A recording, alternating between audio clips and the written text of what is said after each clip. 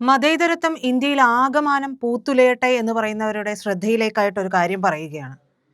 വെള്ളിയാഴ്ച രാവിലെ ഗസിയാബാദിലെ ലോണി police station പരിധിയിലെ അശോക് വിഹാർ കോളനിയാണ് സംഭവസ്ഥലം. അവിടേക്ക് ഒരു കൂട്ടം അക്രമികൾ എത്തുന്നു. അവിടെ ഒരു വീട്ടിലേക്ക് അവർ ഇരച്ചു കയറുകയാണ്. പിന്നീട് ആ വീട്ടിലുണ്ടായിരുന്ന വ്യക്തിയെ, അവിടെ താമസിച്ചിരുന്നയാളെ കഴുത്തിലും നെഞ്ചിലുമൊക്കെ ആയിട്ട് കുത്തി മലർത്തിയതിനു ശേഷം ഇവർ അവിടം വിട്ടു പോകുന്നു. എന്താണ് സംഭവിച്ചതെന്ന് അവിടെ ഉണ്ടായിരുന്ന ഈ വ്യക്തിക്കൊപ്പം ഉണ്ടായിരുന്ന കൂട്ടാളിക്ക് പോലും ഒന്നും മനസ്സിലായില്ല. ആകെ പകച്ചുപോയ നിമിഷങ്ങളാണ് കടന്നുപോയത്. അവിടെ എന്താണ് സംഭവിച്ചത്?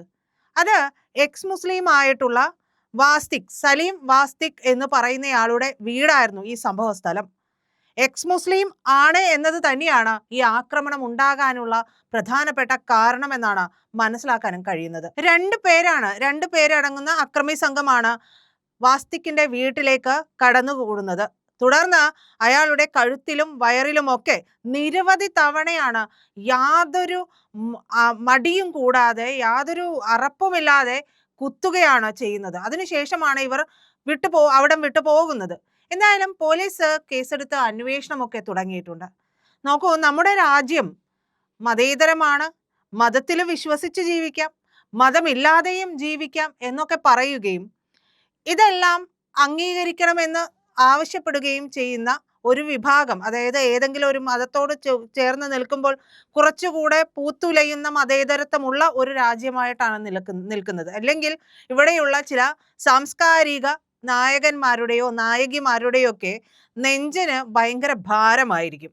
അപ്പോൾ അത്തരത്തിലുള്ളവരുടെ ശ്രദ്ധയിലേക്കാണ് ഇദ്ദേഹം ചെയ്ത തെറ്റ് എന്താണ്, സലീം വാസ്തിക് എന്ന് പറയുന്ന എക്സ് മുസ്ലിം ആയിട്ടുള്ള ഇദ്ദേഹം ചെയ്തിട്ടുള്ള തെറ്റ് എന്താണ് എന്നുള്ളത് ഇത്തരത്തിലുള്ള സാംസ്കാരിക നായകിമാരൊക്കെ വ്യക്തമാക്കേണ്ട ഒരു സന്ദർഭമാണ് വന്നിട്ടുള്ളത്. വാസ്തിക് ചെയ്തത് ഇസ്ലാമിനെതിരെ ശക്തമായ വിമർശനം ഉന്നയിച്ചു എന്നുള്ളതാണ്. താൻ ജീവിച്ചു വന്നിരുന്ന ഒരു ചര്യ പോലെ പിന്തുടർന്നു വന്നിരുന്ന ആ ഒരു മതത്തിലെ ചില പോരായ്മകൾക്കെതിരെ അദ്ദേഹം വിമർശനം ഉന്നയിച്ചു. നമുക്കറിയാം, നമ്മുടെ രാജ്യത്താകമാനം ഒരുപാട് എക്സ് മുസ്ലിംസ് ആയിട്ടുള്ള സഹോദരന്മാരും ഒക്കെ ഉണ്ട്. അവർക്കും ജീവിക്കാൻ അവകാശമുണ്ടെന്നേ. അവര് അതിനെ വിമർശിക്കുമ്പോൾ എന്തിനാണ് ഇത്ര ചൊറിയുന്നത്? ആശയം കൊണ്ട് എതിർക്കുക എന്നുള്ളതല്ലേ മര്യാദ? ഒരാശയത്തെ മറ്റൊരാശയം കൊണ്ട് എതിർക്കുക, അത് ഈ പറയുന്ന വാദം തെറ്റാണ് എന്ന് സ്ഥാപിക്കുക, ആശയം ഉപയോഗിച്ച് തന്നെ സ്ഥാപിക്കുക. പക്ഷേ അതല്ല. അതായത് സാധാരണ ഈ ഒരു വിശ്വാസത്തിൽ അടിയുറച്ചു പോകുന്ന വിശ്വാസികളല്ലാത്ത ഒരു കൂട്ടരുണ്ട്, തീവ്രമായിട്ട് ഈ ഒരു ആശയം പിന്തുടരുന്നവർ. തീവ്രമായി ഏതാശയം പിന്തുടർന്നാലും പ്രശ്നം തന്നെയാണ്. അപ്പോൾ തീവ്രമായിട്ട് ഈ ഒരു ആശയം പിന്തുടരുന്നവർ പറയുകയാണ്, ഞങ്ങളുടെ വിശ്വാസമാണ് ശരി, ഞങ്ങളുടെ വിശ്വാസമാണ് ശരി, ഞങ്ങളുടേത് മാത്രമാണ് ശരി. ആ ശരിവയ്ക്കുന്നതിൻ്റെ ഭാഗമായിട്ടാണ് സലീം വാസ്തിക്കിനെ കുത്തിമലർത്തിയത്. എന്തായാലും അദ്ദേഹത്തിന്റെ ആരോഗ്യ നില വളരെ പരുങ്ങലിലാണ്, അതായത് അപകടകരമായ അവസ്ഥയിൽ തുടരുകയാണ്. ഡൽഹിയിലെ GDB ഹോസ്പിറ്റലിലാണ് അദ്ദേഹത്തെ പ്രവേശിപ്പിച്ചിരിക്കുന്നത് എന്നുള്ള വാർത്തയൊക്കെ വരുന്നുണ്ട്. ഇദ്ദേഹം ചെയ്തുകൊണ്ടിരുന്ന അറബിയിലും ഒക്കെ ആയിട്ട് അദ്ദേഹത്തിന്റെ ആശയപരമായിട്ടുള്ള വ്യത്യസ്തമായിട്ടുള്ള ഒരു അഭിപ്രായം അദ്ദേഹം രേഖപ്പെടുത്തിയിരുന്നു എന്നുള്ളതാണ്. വലിയ രീതിയിലുള്ള ഫോളോവേഴ്സ് ഒക്കെ അദ്ദേഹത്തിനുണ്ട്, ഈ പറയുന്ന സലീം വാസ്തിക്കിനുണ്ട് എന്ന് പറയുന്നുണ്ട്. 2 യൂട്യൂബ് ചാനലുകളാണ് ഉള്ളത്. അവയിലൊന്ന് 179 വീഡിയോസ് അപ്ലോഡ് ചെയ്ത ഒരു ചാനലാണ്. കൂടാതെ വിശ്വാസം, സംശയം, മതം ഉപേക്ഷിക്കുന്നതിനെ കുറിച്ചുള്ള സംഭാഷണങ്ങൾ എന്നിവയൊക്കെ കേന്ദ്രീകരിച്ച് ഉള്ളടക്കമുള്ള ഒരു ചാനലാണ്. ഈ വീഡിയോസിലാകമാനം വിശ്വാസത്തെക്കുറിച്ചുള്ള സംശയങ്ങൾ, മതം ഉപേക്ഷിക്കുന്നതിനെ കുറിച്ചുള്ള സംഭാഷണങ്ങൾ ഇതെല്ലാം ഉണ്ട് എന്നുള്ളതാണ്. ഏതാണ്ട് 28.4K സബ്സ്ക്രൈബേഴ്സ് ഈ പറയുന്ന സലീം വാസ്തിക്കിനുണ്ട്. പ്രത്യേകിച്ച് ഈ മുസ്ലിം ജനസംഖ്യ കൂടുതലുള്ള രാജ്യങ്ങളിൽ മുൻ മുസ്ലിമുകൾ ഒക്കെ, അതായത് എക്സ് മുസ്ലിം ആയിട്ടുള്ള പലരും അവരുടെ പൊതുജീവിതത്തിൽ തങ്ങളുടെ വിശ്വാസമൊക്കെ മറച്ചു വയ്ക്കാറുണ്ട്. ഇപ്പം നമ്മുടെ നാട്ടിലേക്ക് നോക്കുകയാണെങ്കിൽ ആരിഫ് ഹുസൈൻ, അദ്ദേഹം വളരെ കൃത്യമായിട്ട് പക്ഷെ അദ്ദേഹം ഒരു തരത്തിലും പൊട്ടിത്തെറിക്കുന്നതോ ഒന്നും നമ്മൾ കാണുന്നില്ല. എക്സ് മുസ്ലിംസ് ഒന്നും അങ്ങനെ പൊട്ടിത്തെറിച്ചുകൊണ്ടാണ് സംസാരിക്കുന്നതൊന്നും മനസ്സിലാവുന്നില്ല. കാരണം അവരുടേതായിട്ട് അവർക്ക് തെറ്റെന്ന് തോന്നിയ ചില കാര്യങ്ങൾ സമൂഹത്തെ ബോധ്യപ്പെടുത്തുന്നു. അതിനെ ആശയപരമായിട്ടാണ്, ഇതൊരു ആശയമാണ്. അപ്പോൾ ആ ആശയത്തെ ഇവരുടെ ആശയം വെച്ച് അവർ ഖണ്ഡിക്കാൻ നോക്കുകയാണ് ചെയ്തുകൊണ്ടിരിക്കുന്നത്. അപ്പോൾ അത്തരത്തിൽ തന്നെയാണ് ഈ സലീം വാസ്തിക്കും ചെയ്തുകൊണ്ടിരുന്നത്. പക്ഷേ ചെയ്തത് മർമ്മത്താണ് കൊള്ളുന്നത് എന്നുണ്ടെങ്കിൽ ആർക്കും ഒരു പകയുണ്ടാകും. അതായത് തീവ്രമായ ആശയങ്ങൾ പിന്തുടരുന്നവരെ ഇല്ലാതെയാക്കണം. അത് ആ മതത്തിൽ തന്നെ വിശ്വസിച്ചിരുന്നവർ ആയിക്കോട്ടെ. പക്ഷേ ഈ വിശ്വസിച്ചിരുന്നവർ എന്നോട് പറയുന്നിടത്താണ് ഇവരുടെയൊക്കെ അപകടം പതിയിരിക്കുന്നത്. വിശ്വസിക്കുന്നവരല്ല, വിശ്വസിച്ചിരുന്നവരായിട്ട് അവർ മാറിക്കഴിഞ്ഞിട്ടുണ്ടെങ്കിൽ അവരും കാഫിറായി മാറുകയാണ്. അപ്പോൾ ഈ ഒരു അക്രമം ചെയ്തതും പോരാ, ഈ അക്രമം ചെയ്തവർ ഇതിന്റെ വീഡിയോ എടുത്ത് പ്രചരിപ്പിക്കുക കൂടി ചെയ്തിട്ടുണ്ട്. അപ്പോൾ ഈ പ്രചരിപ്പിക്കുമ്പോൾ ഇവർക്ക് കിട്ടുന്ന ഒരു പിന്തുണ, അല്ലെങ്കിൽ ഞങ്ങൾ ആരൊക്കെ കൊണ്ടോ സംരക്ഷിക്കപ്പെടും എന്നുള്ള ധാരണ, അല്ലെങ്കിൽ ഞങ്ങൾ ഇത് ചെയ്തതിന് ഞങ്ങൾക്ക് ഹൂറികളെ കിട്ടും, അങ്ങനെയാണല്ലോ പറഞ്ഞ് തെറ്റിദ്ധരിപ്പിക്കുന്നത്. ഇവരുടെ തലയിലേക്ക് ഇത്തരത്തിലുള്ള ഭ്രാന്തുകൾ കുത്തിവെക്കപ്പെടുമ്പോൾ ഇവർക്ക് കിട്ടുന്നത് ഇങ്ങനെയാണ്: കാഫിറുകൾക്കെതിരായി പ്രവർത്തിക്കുക. അതായത് ഒരു കാലത്ത് ഇവർ വിശ്വസിച്ചിരുന്ന ഇതേ വിശ്വാസത്തിൽ അടിയൂന്നിയിരുന്ന ഇവർ, ഈ പറയുന്ന ആളുകളൊക്കെ മാറി ചിന്തിച്ചു തുടങ്ങിയാൽ അവരും കാഫിറുകളായി, അവരും കണ്ടുകൂടാത്തവരായി, തൊട്ടുകൂടാത്തവരായി. അവരെ ഇല്ലാതെയാക്കുക എന്ന് പറയുന്ന വളരെ തീവ്രമായ, വളരെ മോശമായ ഒരു ആശയത്തിലേക്ക് പോവുകയും അവരെ ഇല്ലാതെയാക്കാൻ ശ്രമിക്കുകയും ചെയ്തു. നോക്കൂ, കഴുത്തിനും നെഞ്ചിനും വയറിനും ഒക്കെ കുത്തിയിട്ടുണ്ടെങ്കിൽ ആ കുത്തിയതിന്റെ ലക്ഷ്യം അയാളെ ഇല്ലാതെയാക്കുക എന്നുള്ളത് തന്നെയാണ്. അതിൽ നമുക്ക് തർക്കമുണ്ട് എന്ന് തോന്നുന്നില്ല. എന്തായാലും ഇത്തരത്തിലൊക്കെ കുത്തുക എന്ന് പറയുന്നത് പോലും, അല്ലെങ്കിൽ ഇത്തരത്തിലൊക്കെ തീർക്കാൻ വേണ്ടി ഇറങ്ങുക എന്ന് പറയുന്നതും ശക്തമായ ഒരു ആഹ്വാനം കിട്ടിയതിന്റെ അടിസ്ഥാനത്തിൽ തന്നെയായിരിക്കും, നിർദ്ദേശം കിട്ടിയതിന്റെ അടിസ്ഥാനത്തിലായിരിക്കും. അല്ലാതെ പെട്ടെന്നൊരു ദിവസം കത്തിയുമായിട്ട് ഇറങ്ങുകയല്ല ഈ അക്രമികൾ ചെയ്യുന്നത്.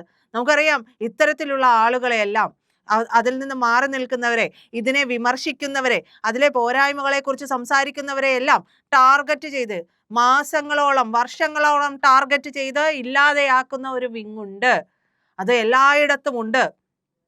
പലരും ഇപ്പോൾ നമ്മുടെ നാട്ടില് മോദി സർക്കാരിനെ കുറിച്ചൊക്കെ പറയുന്ന, കൃത്യമായ കാര്യങ്ങൾ അവലോകനം ചെയ്യുകയും ഒക്കെ ചെയ്യുന്ന, അല്ലെങ്കിൽ ഫേസ്ബുക്ക് പോസ്റ്റുകൾ ഇടുന്ന, യൂട്യൂബ് വീഡിയോകൾ ഇടുന്ന പലർക്ക് നേരെയും പലതരത്തിലുള്ള ഭീഷണികളും ഒക്കെ ഉണ്ടാകാറുണ്ട്.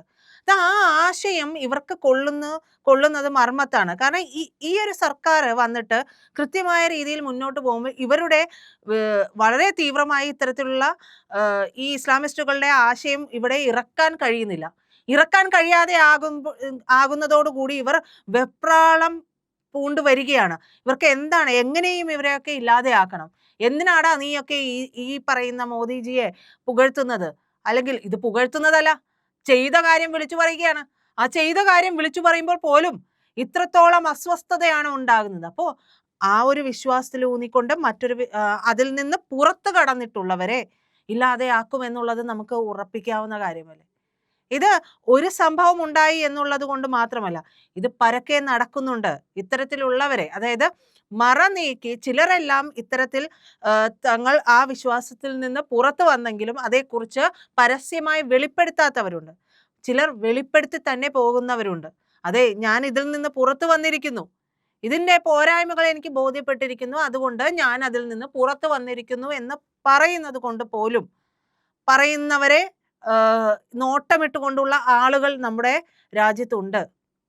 അതായത് തീവ്രമായ പാതയിലൂടെ പോകുന്ന ഇസ്ലാമിസ്റ്റുകൾ ഉണ്ട്. ഇത്തരത്തിലുള്ള ഈ ഇസ്ലാമിസ്റ്റുകൾ തന്നെയാണ് ഈ പറയുന്ന സലീം വാസ്തിക് എന്ന് പറയുന്ന ആളെയും ഇല്ലാതെയാക്കാൻ തീരുമാനിച്ചത് എന്നാണ് നമ്മൾ മനസ്സിലാക്കുന്നത്. അപ്പോൾ ഈ ആക്രമണത്തിന് ശേഷം മുസ്ലിം ആർമി എന്ന ക്ലോസ്ഡ് ഗ്രൂപ്പിൽ നിന്നുള്ള സ്ക്രീൻഷോട്ടുകൾ, ഇതിൻ്റെതായിട്ടുള്ള സ്ക്രീൻഷോട്ടുകളൊക്കെ പ്രചരിപ്പിച്ചിട്ടുണ്ടോ? ഒഫീഷ്യൽ M3 HDI എന്ന ഇൻസ്റ്റഗ്രാം ഹാൻഡിൽ ഉപയോഗിക്കുന്ന ഒരാൾ സലീം എക്സ് മുസ്ലിം ഹോസ്പിറ്റൽ എത്തി എന്നൊക്കെ പറഞ്ഞിട്ടുള്ള വീഡിയോസും ഫോട്ടോസും ഒക്കെ പ്രചരിപ്പിക്കുന്നുണ്ട് എന്നുള്ളതാണ്. അപ്പോൾ ഇത് കൃത്യമായി ഇതിങ്ങനെ ഒരു പദ്ധതി ആസൂത്രണം ചെയ്യുക മാത്രമല്ല, ഈ ഇസ്ലാമിസ്റ്റുകൾ ഈ പറയുന്ന വീഡിയോസും ചിത്രങ്ങളും എല്ലാം പങ്കുവയ്ക്കുന്നുണ്ടെങ്കിൽ അവരുടെ ലക്ഷ്യം മറിച്ച് മറ്റൊന്നും ആയിരുന്നില്ല, ഇത്തരത്തിലുള്ളവരെ എല്ലാം ഇല്ലാതെയാക്കുക എന്നുള്ളത് തന്നെയാണ് എന്നത് വ്യക്തവുമാണ്. എന്നാൽ ഇതുമായിട്ട് ഇവർക്ക് എത്രത്തോളം മുന്നോട്ട് പോകാൻ കഴിയും? വളരെ ശക്തമായിട്ടുള്ള ഭരണകൂടം തന്നെയാണ് ഇന്ന് രാജ്യം ഭരിച്ചുകൊണ്ടിരിക്കുന്നത്. അങ്ങനെ എല്ലാവർക്കും അടിപ്പെട്ട ഒന്നും മുണ്ട് മടക്കി കുത്തുമ്പോഴോ പോടാ, വേറെ പണിയുണ്ടോ എന്ന് നോക്കുന്ന, പറയാൻ കഴിയുന്ന, നല്ല ആർജവമുള്ള, ചങ്കൂറ്റമുള്ള സർക്കാർ ഭരിക്കുന്ന നാടാണ് ഭാരതം, രാജ്യമാണ് ഭാരതം. അപ്പോൾ ഇവിടെ ഇത്തരത്തിൽ ഉണ്ടായില്ലേ എന്ന് ചോദിച്ചു കഴിഞ്ഞിട്ടുണ്ടെങ്കിൽ നമുക്കറിയാം, ഈ പറയുന്ന ആശയം പേറുന്നവർ, ഈ മനസ്സ് മുഴുവൻ മതഭ്രാന്ത് നിറച്ചിട്ടുള്ളവരൊക്കെ പതുങ്ങിയിരിക്കുകയാണ്. ഈ പതുങ്ങിയിരിക്കുന്നവരെ നമുക്ക് പെട്ടെന്ന് കണ്ടെത്തുക എന്ന് പറയുന്നത് അസാധ്യം തന്നെയാണ്. അപ്പോൾ അവർ നമ്മളിൽ ഒരാളായിട്ട് നമ്മളുടെയൊക്കെ ഇടയിലൂടെ ജീവിച്ചു പോകുന്നവരാണ്. പക്ഷെ ഇത്തരത്തിലുള്ള സന്ദർഭങ്ങൾ വരുമ്പോഴാണ് ഇവരുടെയൊക്കെ മുഖം മൂടി നീക്കി, ഇവർ മറനീക്കി പുറത്തു വരുന്നത് എന്നുള്ളത് തന്നെയാണ്. എന്തായാലും പോലീസ് അന്വേഷണം ആരംഭിച്ചിട്ടുണ്ട്. അക്രമികളായവരെ കണ്ടെത്തുമെന്ന് തന്നെ നമുക്ക് പ്രതീക്ഷിക്കാം.